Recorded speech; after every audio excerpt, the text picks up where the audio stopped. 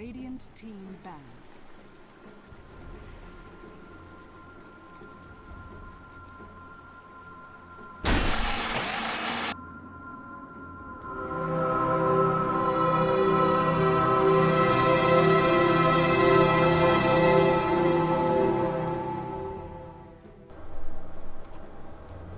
Hello and welcome, ladies and gentlemen, to a Beyond the Summit presentation. We're bringing you guys a game, third game in this best of 3 series between Keita Gaming and Fnatic.NA. So the Fnatic North American team has taken it 1-1 up against Keita Gaming. The last game just ending out in quite a flourish, with the Anti-Mage getting just really farmed up and duking it out. There was an attempt for Keita, a last-ditch effort to base trade it up, and they got about half the Thorn's HP, but it just didn't work out for them in the end. Moving on forward, we see them taking it to Game 3 in this series here. Whoever loses this game will be eliminated from WePlay. So this is Group D. The loser of this will be eliminated. The winner will go on to the second, third decider to see if they still have a shot at the playoffs there. Either way, this has been an interesting series, very much so, and thank you guys so much for tuning on into it. Either way, I am Blaze, and here with Vikramon. How's it going, man?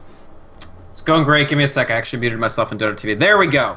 It's going fantastic, Blaze. I wasn't sure what to expect from this series. Keita Gaming, of course, they haven't had that many turns on the professional scene since they did absorb Out of Tangos, the Swedish team. Out of Tangos, of course, they played DreamHack and such. They did fairly well, but we just haven't seen them that much lately, other than the previous rounds of WePlay. So I came into today's games with no idea what to expect from these teams, but they've brought us two fantastic games. The current level of both of these teams seems really close to each other. And so making a prediction for Game 3, I feel, is essentially impossible. Yeah, it's very difficult. One thing that helps out is the Keeper of Light is on the field for Fnatic.NA, but not the Phantom Lancer here. It's pretty much the way that these played out, although there's been a long struggle growing up to it.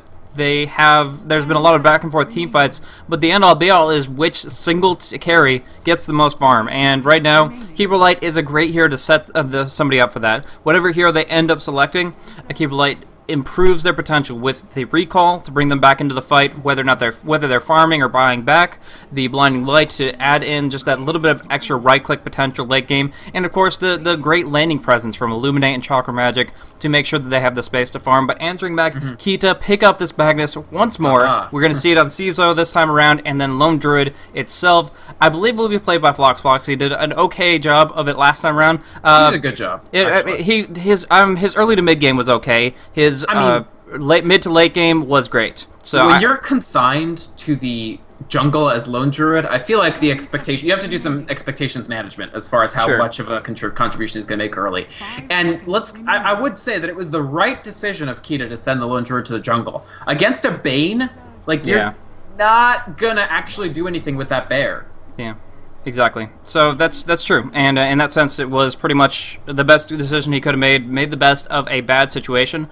But as a result, yeah, you have to kind of look at it through a certain lens where you realize his start is going to be rather atrocious comparatively because you're not taking advantage of his amazing lane presence. But nevertheless, he found his farm, and in the mid to late game, I gotta say, he participated very actively. He bought the right items, and he had the right mindset going into a lot of different engagements. Of course, there were some errors made, something about TPing out of a Roche, but I don't know. But yeah, there were a lot of issues, and they of course did end up paying for it. This is small things, but they add up pretty quickly. Either way. Yeah, I mean, it's not like Fnatic didn't make errors. They recalled Anti-Mage into every single hero of Keita Gaming. Yeah. So, I mean, Keita's errors were just later. That's the thing about the late game. There's that immortal Dendi quote that, like, you can't let a game go late because late game is completely random. Basically, the person who makes the last error loses. And Keita Gaming, I don't even know that they made more errors than Fnatic. They just made the last one. Exactly. Very true. That's just really what it was. Like 50-minute errors are going to have the biggest impact in that situation, and it's going to be difficult. So, Keita have drafted Fnatic's lineup from Game 1. To an extent, yeah. I mean, they definitely are. They're running the Nature's Prophet. It was run as a jungler in the previous one. I think that might be still viable. I mean, when you look at these three heroes, you see, okay, well, you can't have 3 solo lanes, so the Magnus is probably going to be running on the mid. The Lone Druid is more than likely on the off lane. And from this, or safe lane, yeah, you could go safe. Nah, no.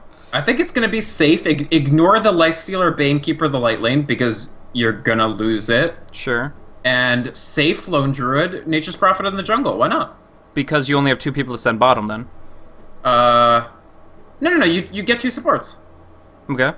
So you just do the Hvost-style farming Lone Druid with 2 supports, plus Nature's Prophet in the jungle, and then Magnus. Okay, so you've been in the bottom lane. Okay, I understand what you're saying now. Sorry, did I say top? I thought I said safe. You said safe, so it was a little bit confusing there. But not bad. No, it comes into a better picture there. If you're abandoning the bottom lane, it makes a lot more sense, because Keeper Light Bane is so hard to deal with. The Bane can Nightmare the Lone Druid's Bear, so he cannot manipulate the creep aggro and pull it to a safe position. The Nature's Prophet, in general, doesn't have that much potential to do the similar things, and, of course, if he ends up overextending slightly, he has no survivability. He's not beefy in any way, he's not quick on his feet, he's going to get locked down, and that can be very, very dangerous for him. So, more often than not, we're just going to see them outright not pick up anything on the offlane, run the Nature's Prophet in the jungle, optimize on farm as much as possible, and then, yeah, that Lone Druid would take farm priority.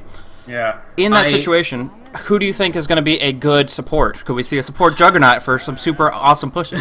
No, probably not. I mean, maybe... God, it's so difficult, Blaze. The problem is Keita Gaming, because they drafted the same lineup Fnatic drafted in Game 1, they have the same problem that Fnatic had in Game 1, which is all the good supports get dumped on. They can get a Leshrac.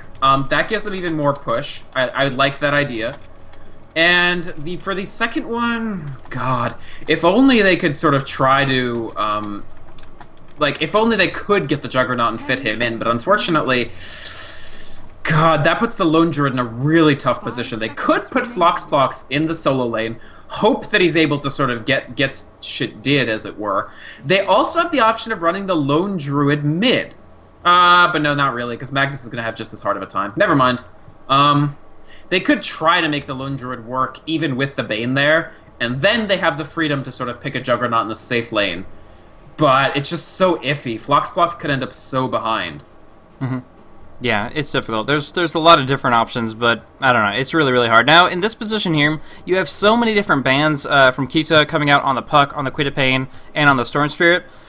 What kind of mid options are you seeing that could actually take on the Magnus? We saw a Templar Assassin ban last one, and that was kind of a blast from the past. We see it a lot in the Eastern Asian scene, but really nothing in the Western so much. So, do you think Templar is something that would be viable up against the Mag here, or they just have to be looking for something that can control runes and such? Right. TA wouldn't be terrible. I do like her a lot with Lifestealer. I mean, she debuffs the armor with the Meld. Lifestealer beats down on it with the Lifestealer. TA is a strong pick. Other than that, they would have to get really creative. I mean, if they want... Right, I was going to say... And if they want anti-push... I didn't quite finish my sentence because I talk too goddamn much. Tinker is a great choice because Keeper of the Light, Tinker, is nearly impossible to push into. Tinker can he can laser the bear so it misses. He can clear out creep waves with the combination of March of the Machines and the Illuminate from Coddle. And that just gives them a lot of tools, in addition to the fact that Tinker in his own right is a very strong hero. So I'm trying to think of what kind of position Fnatic can go in if they want to go defensive tri-lane and pick up something like what we saw the Windrunner previously, and that could add in a little bit more counter-push on counter-push, or if they want to go for maybe an aggressive tri-lane and put something else on a safe lane solo. Gyrocopter is something that we haven't seen too much in this series, but it could be nice to take off the board if Keita was looking for it as a 5th pick, which seems less than optimal considering the Lone Druid, but we have seen supportive Gyrocopters in the past. Yes, I would not love... a Gyrocopter... Sorry, you're saying from Keita? I'm thinking if Keita wanted to go supportive Gyrocopter, then that could have been a threat with the Magnus in conjunction with that, so Fnatic instead could pick it as their 5th pick, but I don't know. I don't think Fnatic will take it for their 5th pick. I don't know. They could run the aggressive try depending on what Keita have in store, and that frees them up to run a lot of stuff. If they know that they're running a solo safe, definitely, then they have a lot more options than they otherwise would. I honestly feel like there's a lot of options for Fnatic. They're all pretty solid. Like, the solo safe Gyro wouldn't have to take a supportive role. He would just be a solo safe Gyro that gets a lot of farm. Keita, meanwhile, they actually take the Shadow Shaman, so this is an interesting choice, as, of course, Serpent Wards, if SS finds the levels, are not vulnerable to either of Fnatic's primary counter-pushing mechanisms. So that lets them push. It may even let them push 2 lanes. So take the one that Tinker and Keeper of the Light are in, drop the Wards and the Lone Druid Bear, while Nature's Prophet pushes another lane. So I think this is inventive, and the question becomes, what do they want for their 5th? Yeah, I mean, with the set of lockdown, if we were talking about the lane strategy that we were discussing before, which would be 3.510. They could bring in something like the Leshrac. You have the Shackles or the Hex to set up the stun, and then you could just go for pretty much all man mode push. I mean, the Empower is on the Bear is kind of push oriented, but the other 4 heroes are definitely 100% push oriented heroes. So that would be rather promising to an extent, and they definitely need some good intellect lockdown hero, because Shadow Shaman himself is not going to be able to do that much. I mean, he'll do some stuff in the lane and do stuff to 1 or 2 individuals, but with a Lifestealer chomping at the bit, it's going to be difficult to actually gain control over a very chaotic battlefield with all these wild cards up in the play, especially with this Weaver, who can now pretty much do whatever the heck he wants if the Shadow Shaman's committing his disables elsewhere. So I'd love to see a Leshrac, but like I said, Keita might have a completely different laning situation in mind, and we'll have to see. I gotta say, Blaze, so far, unless Keita really just shock me with their last pick, I like Fnatic's lineup a lot more. I think they have some of everything you could possibly need. An excellent tri-lane, a good off-laner that with Keita's lineup is going to be really hard to oppress. This Weaver could actually do just fine in this lane, and I don't know that the Venomancer really materially changes that at all. I don't know what I think about this Venomancer, frankly, because Weaver cares not about... I don't think it's about the Weaver at all. I think it's just about the Plague Wards and screwing up Weaver's tower as quickly as possible so that he doesn't have like a place he can call home. That's true, and if they abandon the solo lane completely and they run Nature's Prophet in the jungle, they could potentially bring down Fnatic's towers before they have the counter push to do anything about it. They'll have Illuminate from Keeper of the Light, but MSS won't have sort of a high March of the Machines. If Keita can bring 2 quick towers down here, give Lone Druid the completely free lane from there on in, I can see it working. And if that happens, Fnatic don't have a lot of punish. I mean, Fnatic in their entire lineup, until Tinker gets Scythe of Vice, have a whopping 1.5 disables. Okay. And that's not very promising, just in terms of being able to actually lock down any of Keita. Like, Keita can push, and then they can all leave. And what can Fnatic do to punish that? Now we're seeing a little bit of what we saw in Game 1, where there was a lot of possible rotations early on and trying to get the better of the laning circumstances. In this situation here, we're going to have a 1 versus 0 Lifestealer. He's literally just going to be looking at creeps all day. Unless, of course, Floxbox understands that and decides to go down bottom himself, which he absolutely can do. It's going to be much more efficient than the jungle itself. Either way, in that position there, Lifestealer will be bottom, but for right now, F4L and Hannah Montana and Fun all look like they're going to be actually putting pressure out on this top lane here, going in 3 versus 1 or 3 versus 3. And the reason I really like this is because of the counter push provided by Keeper of the Light. If they are really worried about their towers getting pressed early on, then this is the response they need. A Weaver by himself. This is where you put Cuddle. Yeah. A Weaver by himself is going to do very, very little if they try to go for maybe like level 1, level 2 Plague Wards and just start going for the gimmicky push right off the bat. Super duper smart from Fnatic, I agree. And this means that we'll probably see Floxbox. Yeah, this is just going to be 1v1 Lifestealer versus Nature's Prophet, and then 3v3. And I don't like Keita's chances in this 3v3. Yeah. I'm very concerned for their ability to actually stay in shape here. Yeah, like you said, the Gale is not something that is going to be really cared about by the Weaver himself. And then everybody else is like, okay, well, you get the Gale, but Weaver's literally going to be attacking the entire time you try to focus somebody down. You can even get denies on the people that are Galed up to the point that you actually can win almost all your skirmishes if you time your offensive attacks right. Pretty much... actually going on in. We're going to see that right now. Big right clicks coming on out from the Lone Druid, trying to put some damage into F4L, but it's still, that's well over half his mana bar used and really not so much accomplished, more than exhausting a tango or two. Right. One team here can just spam abilities knowing that they'll get all the mana back. One team can't. Unfortunately, the team that can't is the one that's spamming the abilities. Yeah.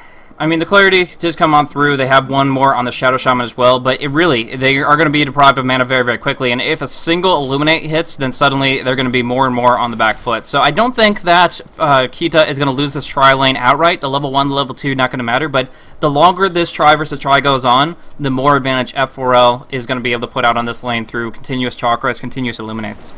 I think they could lose it outright, and I'm concerned even about the bottom lane. Floxbox, if he's not careful, and the lane comes back towards Smurf, eventually I feel like Smurf will just go on Nature's Prophet and just deal a tremendous amount of damage. Speaking no, not going just yet. They're all grouped up here. The pull goes on through, denying a couple of creeps back and forth, but nothing really happened just yet. Unfortunately for FRL, he's used so many Illuminates that haven't really connected that he doesn't have any mana to work with this very second. Finally gets his Chakra Magic, and he is about to hit that Illuminate, but he could have really used it when there were like two creep waves and a full neutral camp, as well as a number of heroes right behind it. That would have been a great timing for it, and unfortunately just didn't have that available. Oh, man. Fluxpluck's playing very well. So much harassment from the tree. Oh, Smolly going on in. Open wounds, going right clicks. He's going to force out the teleport here, and that really, really hurts Fluxpluck early on. He's going to have to buy a TP scroll just to get back to the lane. Right now, as far as last hits go, he's already behind, and now having to accomplish that. He's not going to miss on an experience necessarily, but nevertheless, he's going to pretty much spend 135 gold to get back to the lane with full HP and mana, which,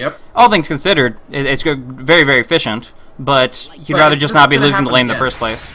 Yeah, this is gonna happen again, Blaze. The Lifestealer will just go on the Nature's Prophet, who still doesn't even have Sprout, but if he got Sprout, he's got the Quelling Blade to eat through it. You can see that not a usual item pickup on Lifestealer, this Orb of Venom, but it's gonna be incredibly useful here. Yeah, you see the Lifestealer, he's like, he had 2 different stacks of Tangos, and the Quelling Blade, he's like, bring on the trees, man. Bring on the trees. He's ready to chop down anything in his wake, but yeah, Smolly will find that big damage out. We do see the bear doing some damage here. They're obviously no entangles for quite some time, but there is going to be the swarm coming on through.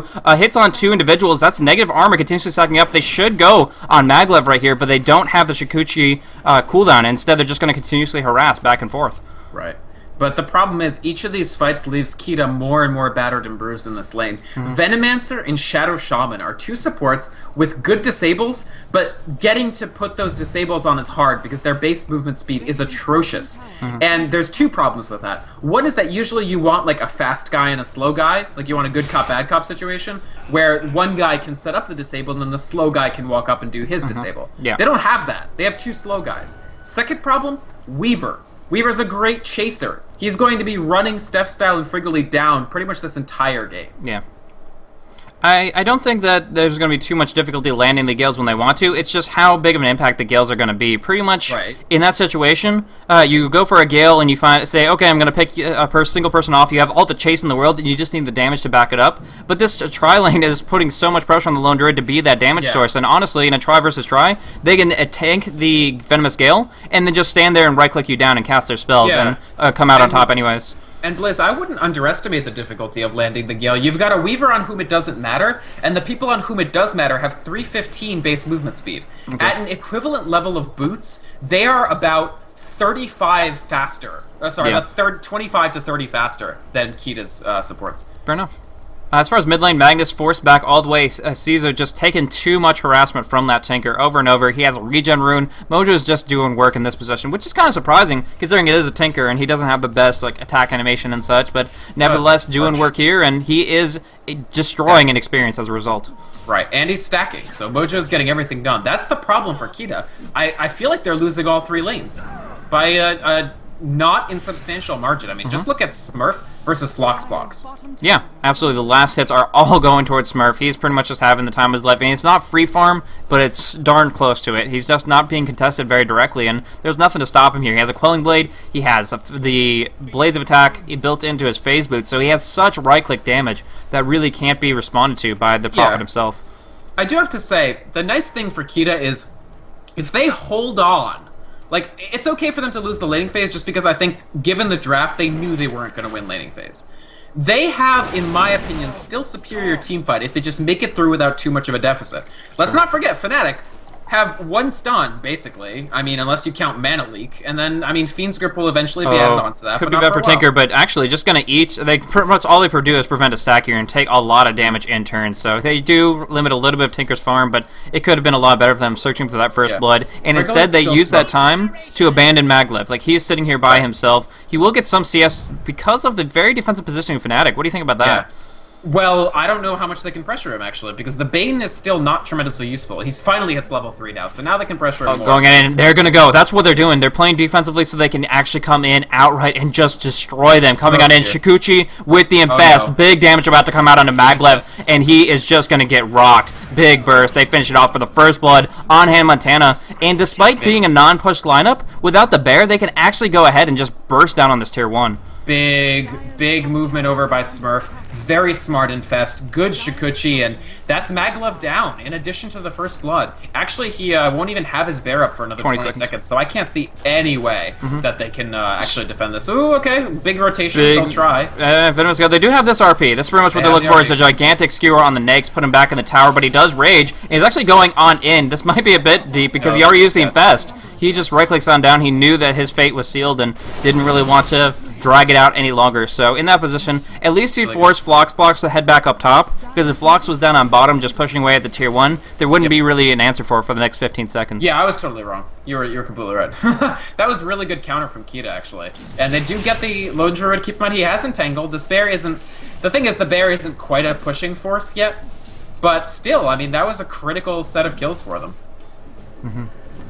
So in this position here, they do TP once again the lifesteal up top. No Infest, but still, I mean, he is level 7 lifestealer. He's got a bunch in rage. He's got a lot of right-click damage. They just need to set it up here, and of course, that's easier said than done. They don't really have a hard lockdown lineup. Literally, Bane is their only really good disable. Yeah. Open Wounds is not too shabby either, but you can only put it down at 1, and that's once in a blue moon, 24-second cooldown. But as long as they keep on putting pressure out and get gold on the board, get some push onto the mid-tier 1 tower, to farm up Ancients, whatever Mojo really wants to do, he's going to find his BOTs, and suddenly the fact that they don't have the lockdown is not that big of a factor.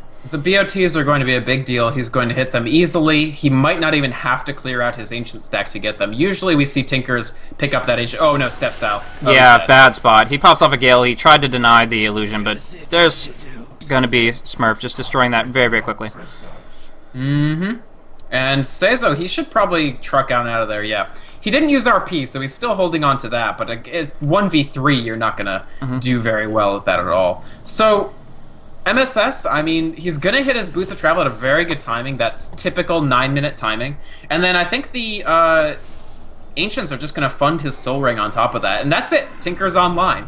And Keita, they have some response to this Tinker, but it might be tough. Yeah. They're going to need Phlox to be able to just jump on him and do a lot of damage. But that requires Phlox to have better farm than he does right now. Manta is actually a good start, though.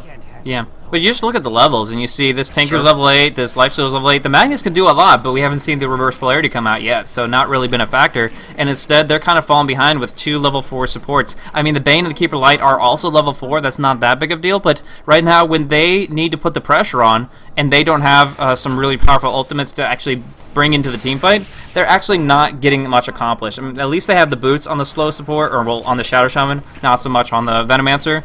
But nevertheless, I really feel that they want to get more accomplished. Up top, Hannah Montana is forced to use his time lapse, but unless that Entangle comes on through, which unfortunately it does not, they are not going to be able to bring him down. Instead, just shifting their focus to the tower. He does have Demolish up, so this is going to be a lot of damage, and it should actually be a tier 1 tower kill.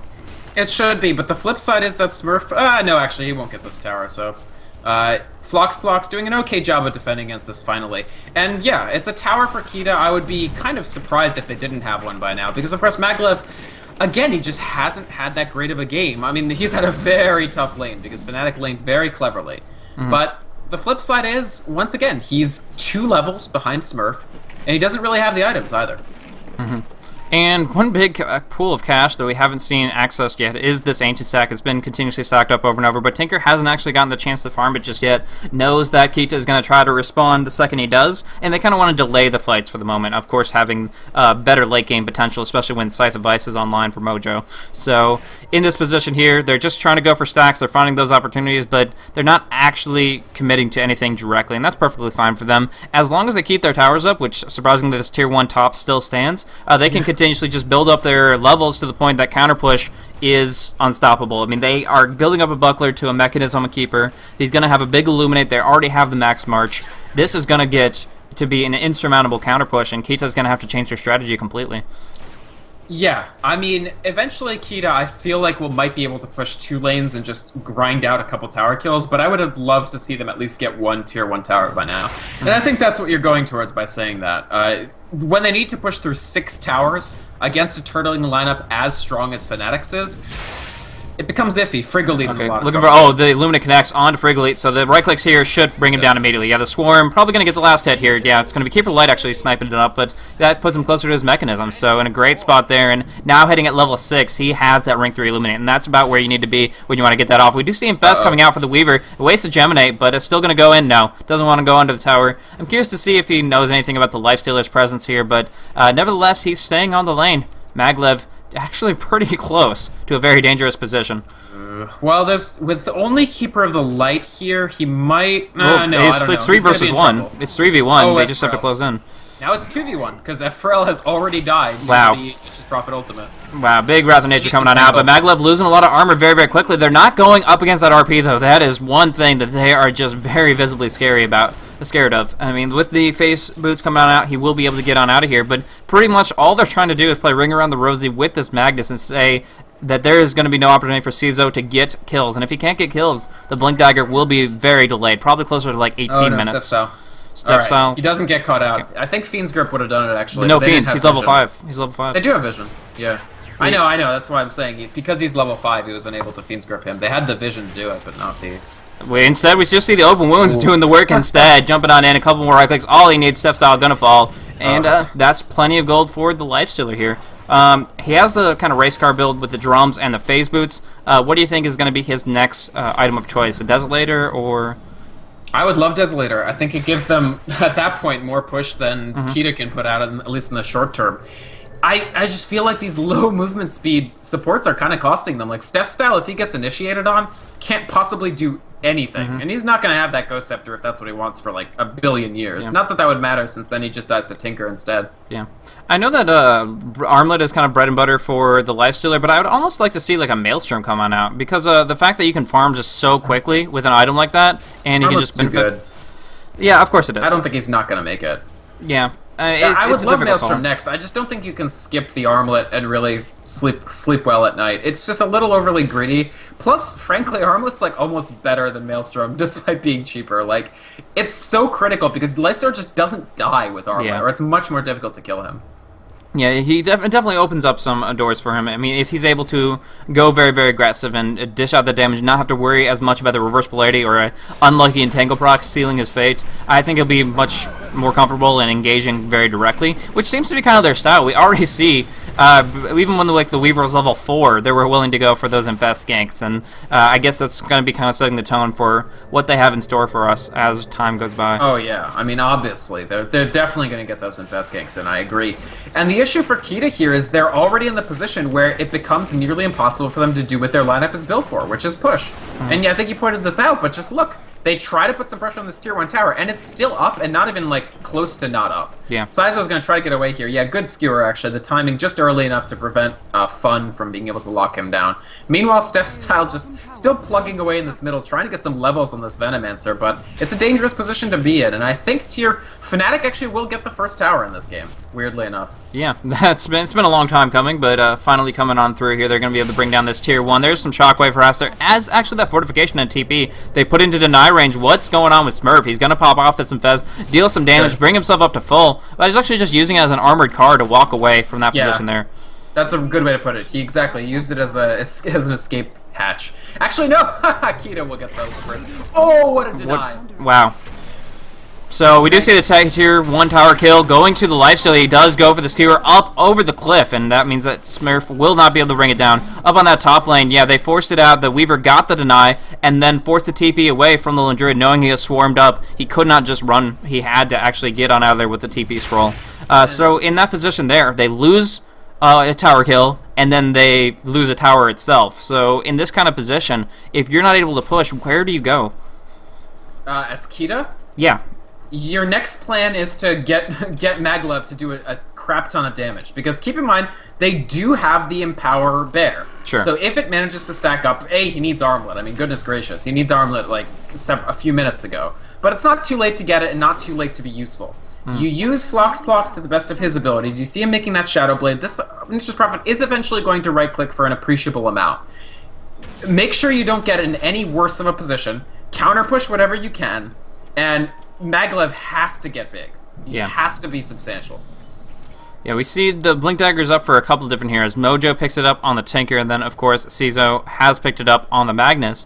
But one thing I'm a little bit concerned about for his initiation format is there's so many different things to interrupt that Blink. I mean, you walk through March Machines even slightly, you get just a clip of the Illuminate, and suddenly you're not able to jump on into it. I guess you could say the same about the Tinkers and the Plague Wards, but yeah, the Swarm, really, really big deal as well. So I think Blink is not going to be kind of the end-all, be-all of initiation, because there are a lot of issues to go on top of that. Floxbox taking some hits here, but although Swarm gives vision, he doesn't want to go in all by himself, even though Mojo is pretty much right behind him.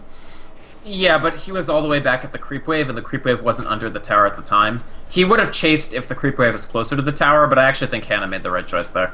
Floxbox still just farming away, but he's going to get Shadow Blade pretty quick. I don't think that's enough, though. And Smurf, keep in mind, is farming incredibly well. I mean, he's got the full armlet. Yeah.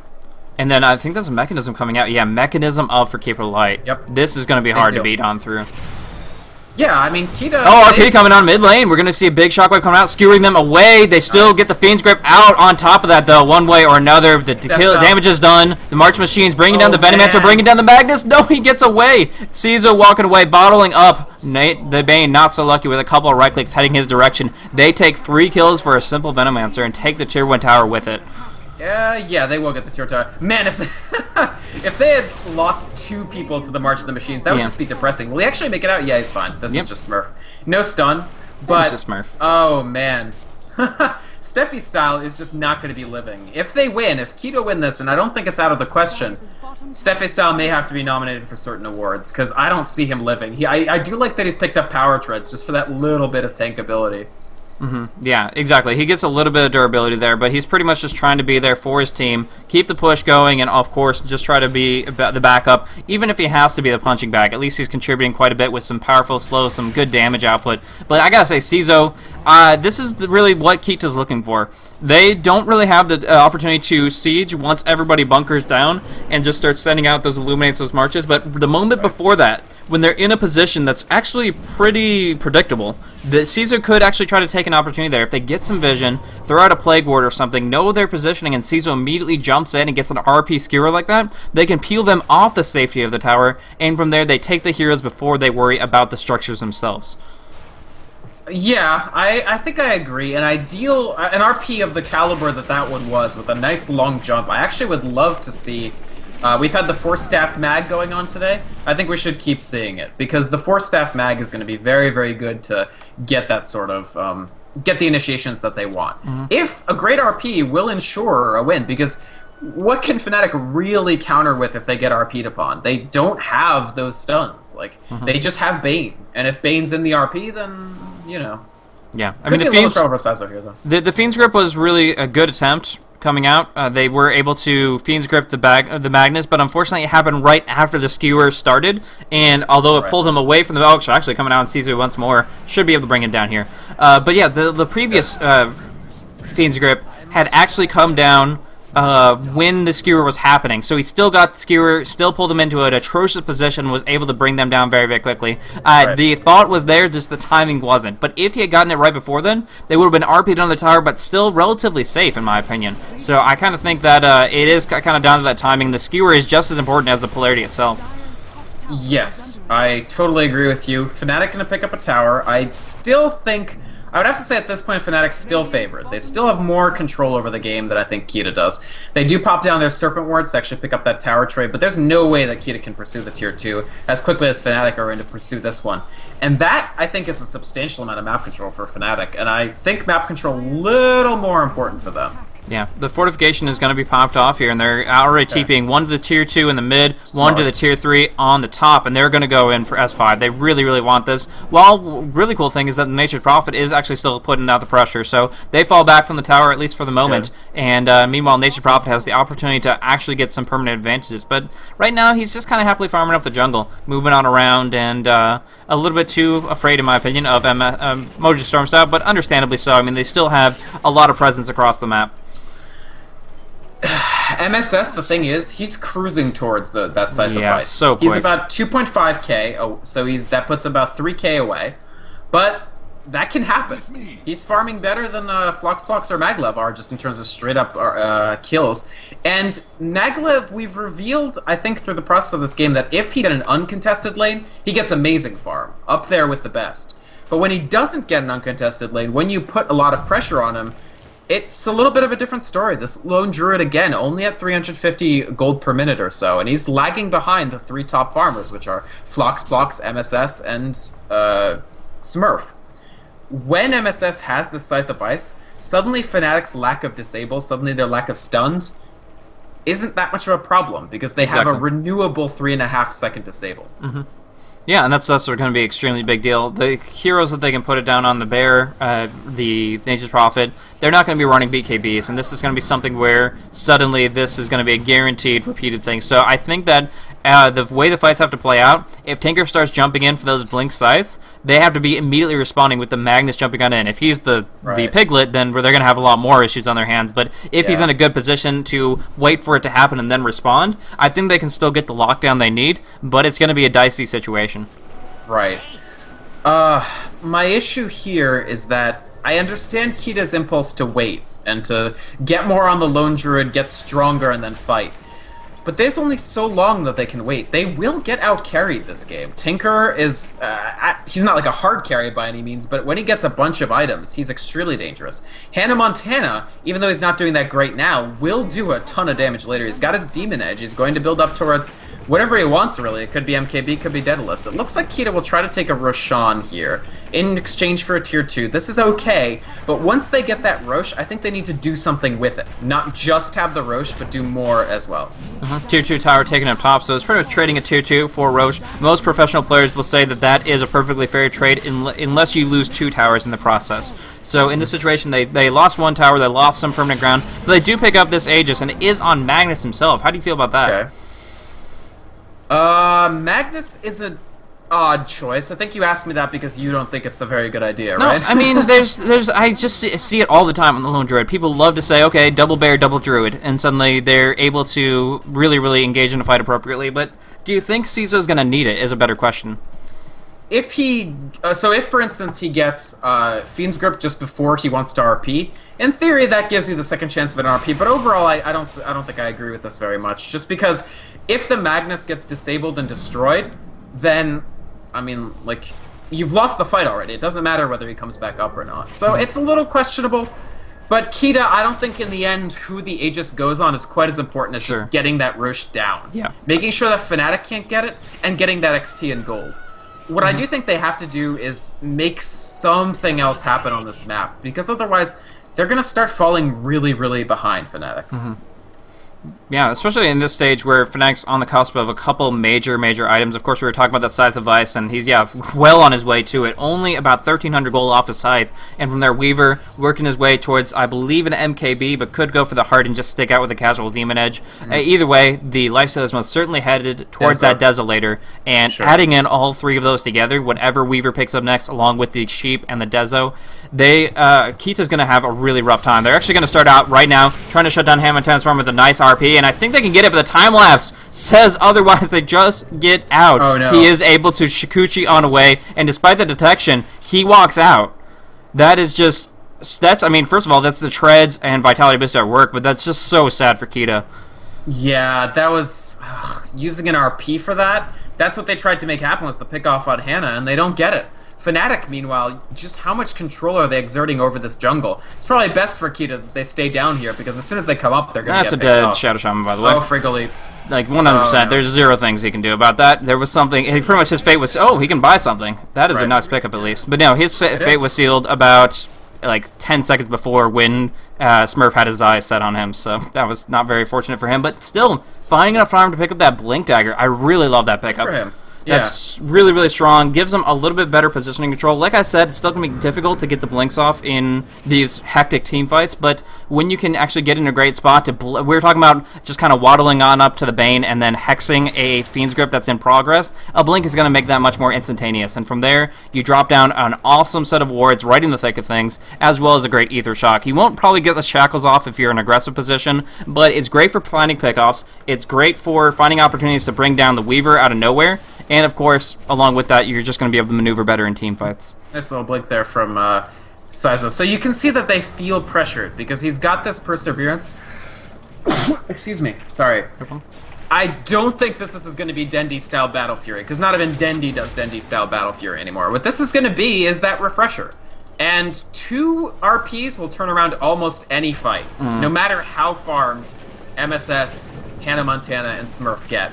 Yeah. The problem is finding those opportunities. The problem is making more happen. Interesting that Smurf has gone with the Hyperstone. He's just leaving this Mithril Hammer. Yeah. I guess feeling like this game might go a little longer than he thought, and so he doesn't quite finish the Dezo yet. They don't have... Sorry, go ahead. Technically, that's Mjolnir components, isn't it? If you... Oh, yeah, of course, sorry. He's going to just go the Mjolnir. That's right.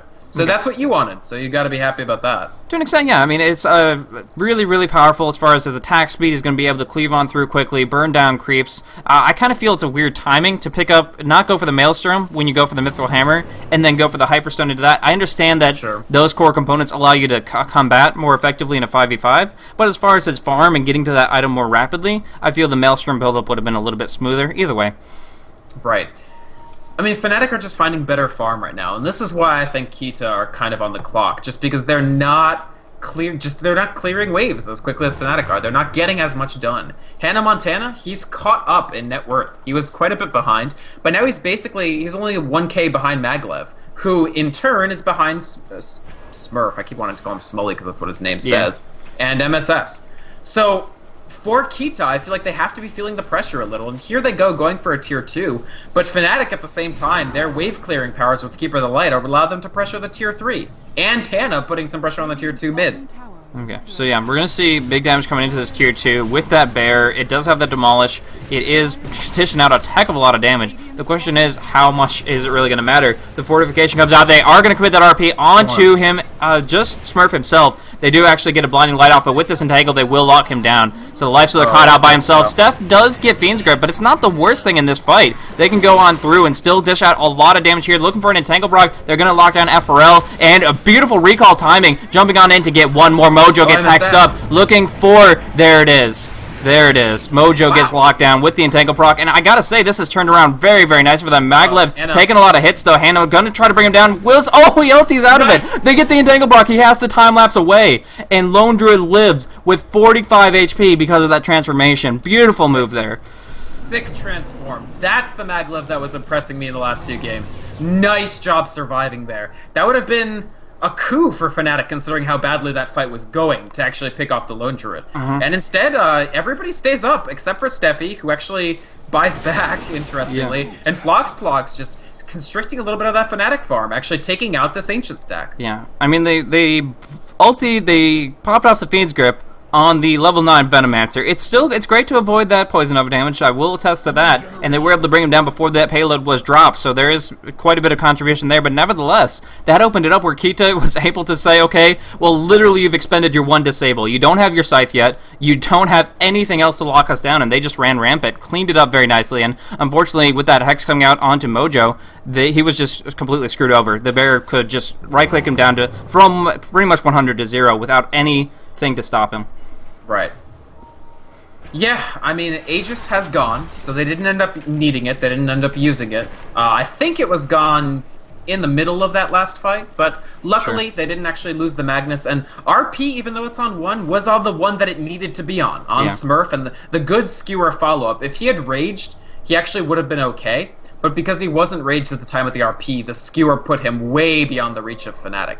But there we are. MSS's Scythe of Ice. Do you think this is... How big of a deal is this? Oh, it's a big deal, but of course. Yeah, I mean, right now, Tinker, I mean, it unlocks all his potential, really. This is what he's been building up towards. The Blink Dagger is nice, but I feel it's more of a safe farming item where he gets into a spot where he feels comfortable BOTing up to a creep and then being in a good position after the fact with a good shift queue. It's a great positioning item in fights, but this Scythe is what he's been building up to the past 30 minutes. He's gotten the farm, and now he's putting it to work. 12.3k net worth, and finally has the Scythe, which, like I said, there's not going to be any BKBs. The Nature's Prophet isn't going to look for one for a long time, if at all, and of course the Lone Druid himself won't put it on his bear, won't put it on the Druid. And from there, even the Magnus, since he is building towards that refresher, is highly susceptible to being just sheeped up. And from there, now having this hard lockdown, I really think this is what Fnatic's team has been desperately needing. I don't feel that they've been kind of struggling to make it through this game because they do have the late game, but nevertheless, this is what actually I feel is the turning point, that even an okay initiation followed up with a Tinker getting to do what he wants is suddenly going to be a perfect team fight for them. Yeah. I do think it's... Yeah, I think the Scythe of Ice fills a critical hole in Fnatic's lineup. But I do have to say, Keita doing okay. If Hannah Montana gets hexed up. He has the Nyx Infest inside. Pops on through Hannah Montana. There is going to be a Fiend's Grip, a beautiful RP. Cizo gets an amazing one off. They even get the Aether Shock on top of it. There's a Blinding Light. The damage isn't there, but Hannah Montana gets shackled. There's a beautiful skewer, and they clean everything up. Mojo gets out with a random Boots of Travel, is almost dying to dots. But nevertheless, they get everybody else. All three. There is going to be Smoley trying to TP out. Smurf will escape, so they get out with two. But again, they only take that Veno. Guys, take the gem. Come on now. Alright, there we go. I was really confused by the gem being on Steph's style. The guy was going to die in every single fight, but they do recover it. Bait, man. I'm surprised MSS got out, too. He was on death's dude, door. he was like, might as well, last chance, I'll just try something, and it worked out for him, and then just started mashing his bottle like crazy to survive through the dots, but my oh my. That was weird.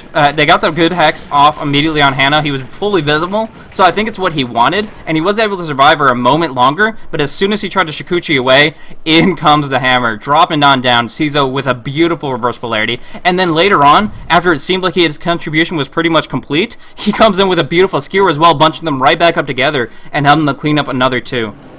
Right. No, honestly, I mean, I kind of want to reiterate my earlier bulletin, which is 5v5. Keita are hard to beat. Like, we've had Fnatic and TL of all teams. Yeah. Like, TL, a tier 1 Western team, really struggling to beat these guys in a 5v5 fight, and we're seeing it again this game. Keita playing from behind, but all of a sudden they're not behind anymore, Blaze. Look at those graphs. Yeah, that is a big swing in their favor. I mean, it's been gradually towards them for the past few minutes, but now it is most definitely well in their court, and they feel like they have a lot of control. Roche about to respawn. They actually feel relatively confident about this. 8 seconds left on RP, and yeah, they can definitely look to take this. They can. I think they can. And Fnatic, I don't know, I feel like they... Here's the thing for Fnatic. It's okay for them to pressure Keita enough to sort of take it to the late game.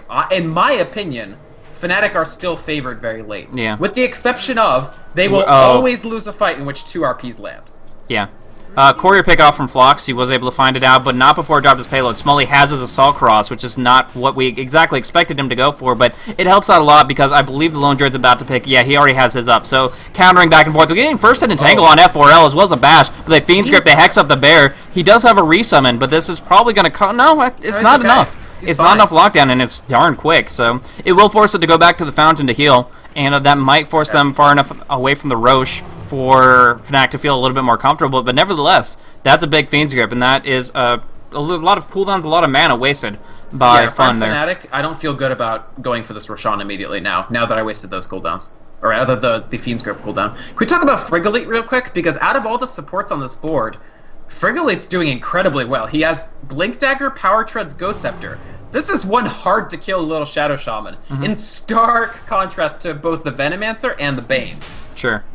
Yeah, I mean, he's built very effectively, and he's found rather good farm. Either shocking down waves, even if he only has 52 CS, he's been able to contribute and survive throughout multiple team fights. The rich get richer in that regard, being 1, 2, and 5.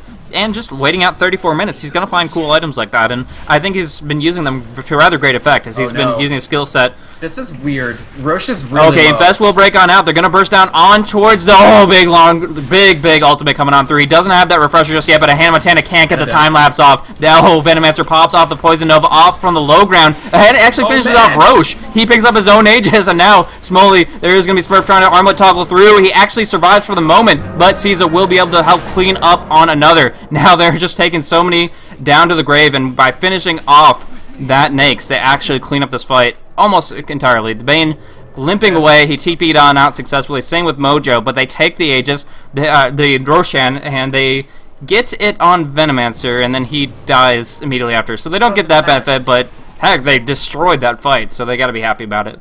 Steph style. Big freaking plays. Securing up that Roshan for them in the middle of the fight. Yeah. The thing is, Keita were on thin ground there. Fnatic could have done a lot of work just by stealing out that Roshan and winning the team fight, but big RP, and big steal, I mean not steal, but big securing of the Aegis. And at this point, Smurf still has 25 seconds.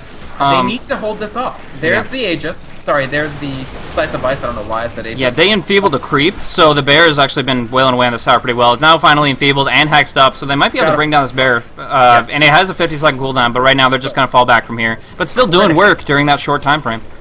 Really, but it does a lot of damage on the tower, but this is okay. If you're Fnatic in this position and you don't have Lifestealer, to escape from that situation without losing your tier 3 is good. Like, you have to sort of impute the fact, okay, we lost the Lifestealer, so we just need to hold it. And the thing is, Fnatic can hold it. Tinker, Keeper of the Light. Really, really hard combo to push into. One of the hardest. Yeah. The question is really what Keita can do to take high ground, and I think they have a couple of answers, a couple of really great blink daggers, and the fact that they can go for some split push, which is a great nuisance with this Shadow Blade on Prophet, which he's had pretty much since the beginning, allows them to really just put some pressure out in different directions, but they still, with the stakes being this high, with elimination one game away, they really, really have to be a little bit more cautious and time their positioning really, really carefully. So right now, I'm perfectly fine with them just kind of falling back and farming a little bit. They're going to get the Magnuses. He actually has the money for the recipe, but I think he wants buyback along with that. Yeah, I suspect that he does want buyback, but I'm not sure I agree that they should let the pressure up. If I'm Keita, I feel like... I don't know, I feel like putting more pressure on. Make sure that Fnatic, if you can ensure that Fnatic are mostly stuck in their bear, in their base, if you can make sure that they're stuck in their base, then they're not going to outfarm you. And then you're totally in the driver's seat. Yeah, right now, Hannah Montana's still split pushing okay, but he's back. Yeah, he has the MKB, he's had that for a bit, but items still coming out, rolling out for pretty much everybody involved here. We already highlighted on everything from the Shadow Shaman and all that, so I guess nothing new since the last engagement. The smoke is weird. But this timing could be good for them. Right now, there's only one person defending the base, Mojo Stormstout himself, but he does have Blink Dagger. They have to. The problem is they don't have that much vision. Looking at Dire, they don't know what's going on near the Ancients, they don't know what's going on in the enemy's base, and as such, they're just waiting for somebody to come find farm in the jungle, which is just not going to happen. Right.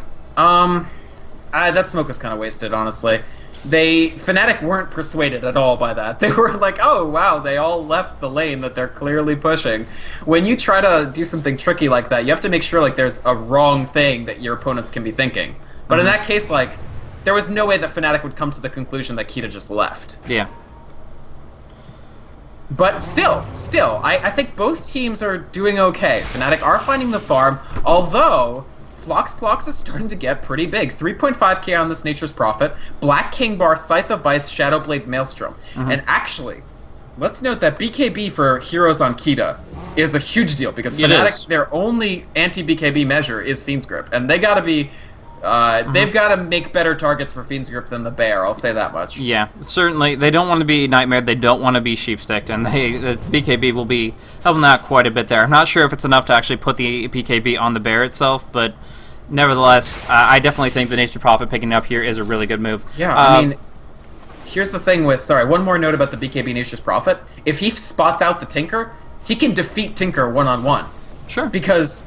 Tinker won't be able to sheep him. We won't be able to blind him. He can blink away, but not if Nature's Prophet gets the jump on him. Yeah, exactly. So the Shadow Blade will be instrumental in that specifically. Now I want to do some math real quick and look at the Magnus and his double RP potential. Right now he has the 300 mana cost ultimate times 2, plus the 375 of the Refresher Orb. That adds up to 975 mana, where he's sitting at 1030. If you add in the 2 Arcane Boots, I think that gives him enough for Blink, so as long as he's not expending wasted spells, he should have that full component. Right. Yeah, should be alright. My question is, what does MSS get next? I think BKB might... Oh, whoa, he won't get anything. He gets Hexed, and there comes the Aether Shock, there goes the Shackles, and Mojo Stormstout. It is going to get picked off. That Dire Ward, they were waiting for somebody to head that direction, and suddenly Frigolite making a play happen. Not good. Not good. He might end up needing to buy back, I think, most likely. Yeah, they can go on for trying to force the high ground. They're not going to be able to because he's going to buy back, but nevertheless, that in of itself is taking money right out of his pockets. Right.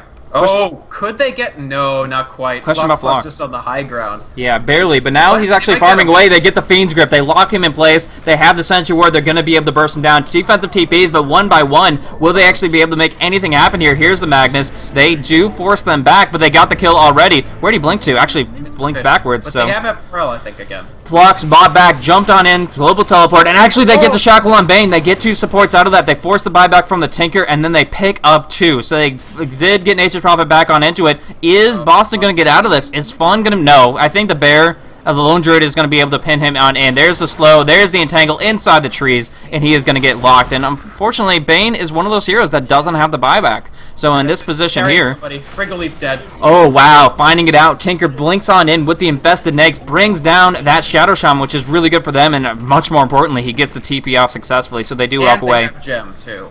Just for what it's worth, because now Keita will not be able to counter ward. I really did think that Gem on Veno was questionable, and Stepstyle does end up dropping, although he has his Ghost Scepter. So, Battle of the Ghost Scepters here. We've got 3 in the game so far, and I suspect this isn't the end, Blaze. I think we might see more Ghost Scepters before this game wends its way to a close.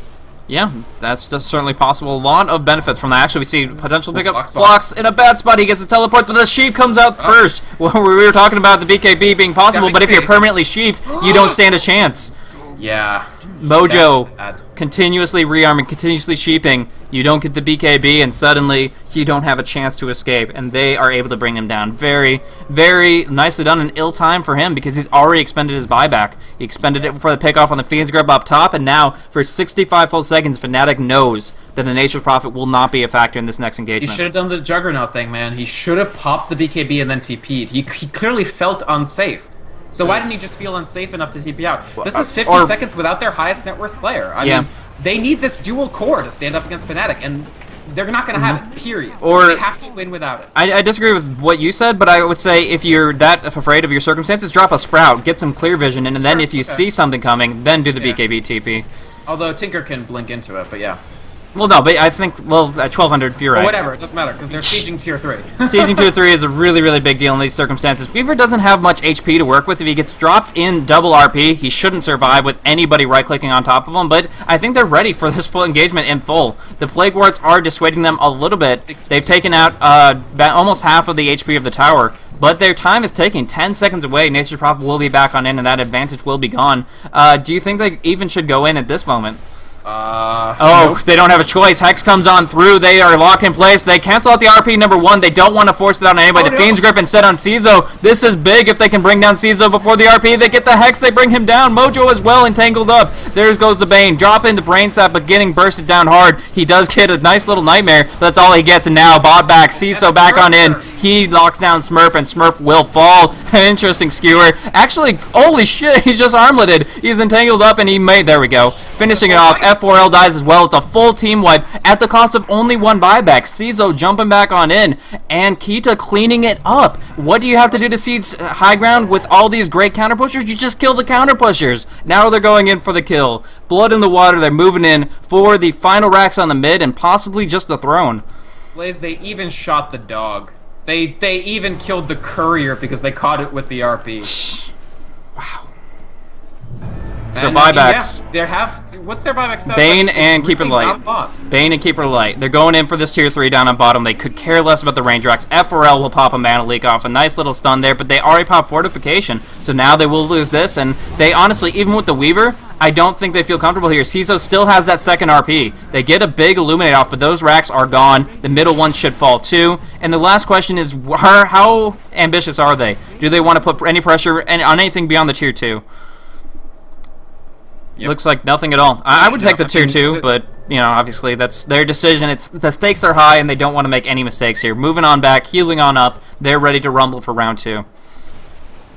Keita, they're able to defend, and that defense, pretty important. The fact that they stopped that, the fact that they now have access to Roshan if they want it, and if I'm Fnatic, I don't know if I can take it. Keep in mind that there was no refresher RP on that. They didn't actually need it. Yeah.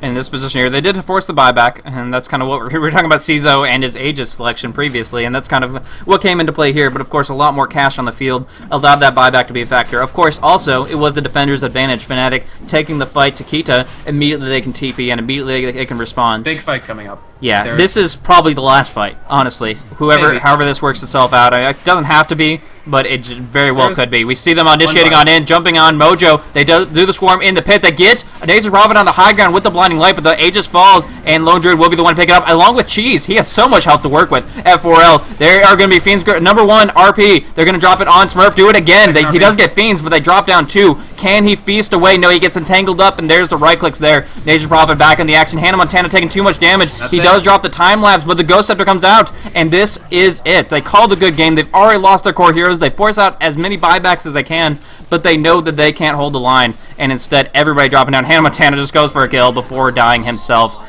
This is it.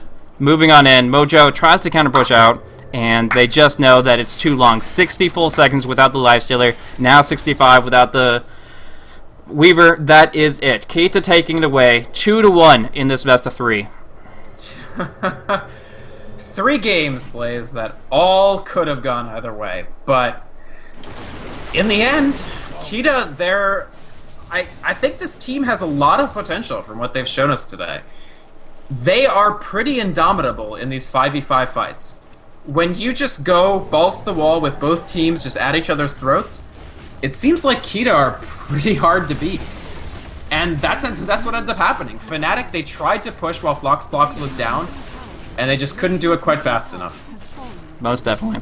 So looking at the gold graph real quick before it does expire, we see 20,000 is the end result for the gold, and 27k as far as experience goes in that way. There was kind of a back and forth, a little bit of a win their worst pickoffs from Fnatic. They looked like they were showing signs of life, but as much security as they had over the late game, it wasn't enough against a double Magnus ulti, against the amount of farm that Lone Druid was able to find, because he had so many great items on the barrier. Nature's Prophet committing a lot. You were talking a lot about the semi-carry Prophet previously, and in this case, really blows the game wide open, because they have so much extra right-click damage. They had the extra disables, the BKB, everything really worked in their favor here. Right, it's the extra damage, and Fnatic, they drafted a lineup whose only reliable disable after 30 minutes became Tinker with Scythe of Vice.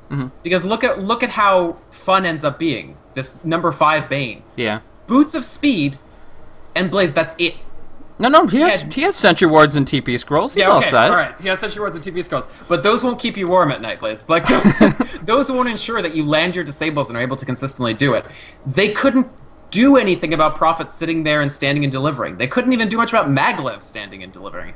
And meanwhile, Keita did a pretty good job of getting enough items on their supports. You end up with a Venomancer with Ghost Scepter. You end up with a Shadow Shaman with Ghost Scepter and BKB and Blink. Yeah. So Fnatic had to spend so much more of their time to pick off these supports than Keita had to spend killing off Fnatic supports, leaving only Fnatic's soft underbelly of Smurf, Smurf, Hannah Montana, and MSS. So a lot of times when you have a Magnus, you end up having, it's like, oh no, we need to RP 3 or 4 people. Because of the lack of danger other than damage from Fnatic's heroes, they didn't need to land perfect RPs. They really just needed to take out Smurf and hopefully MSS sometimes too. Sure enough. Well, I guess that's enough post-game. They got to go on into their next best-of-3 series here. Pretty much what this was, of course, if you guys don't know, it's We Play. Here was Fnatic North America versus Keita. The best-of-3 result is Keita Gaming advancing forward to a 2nd/3rd decider, deciding who's going to be eliminated, who's going to be moving to the playoffs, and that is up against Team Liquid in just a moment on Beyond the Summit 1, twitch.tv/Beyond the Summit, whereas, unfortunately for them, Fnatic North America are going to be eliminated from We Play from this point forward. So they played it well, they played it hard, but in the end, Keita takes it away, and I think it's a well-deserved victory there. Either way, thank you guys so much for tuning in. Hopefully you guys enjoyed our Beyond the Summit presentation. If you want to check us out as casters, you can look us up. I myself am Blaze. You can check me out at twitter.com/blazecasting. That's where I post up all the games that I will be covering there, and along with that, Vikramond is over at twitch.tv, twitter.com, and his own website. Either way, it's all under Vikramond, VYKROMOND. You can just Google it and you'll find it there. So thank you guys so much for tuning in. We appreciate your support. We appreciate These teams were going so darn hard for this last game here, but nevertheless, goes to 1, and that's going to be it for us. So it's going to be a conclusion of the stream. Do you have any other thoughts before we conclude? Nah, dude. Shoutouts to close games.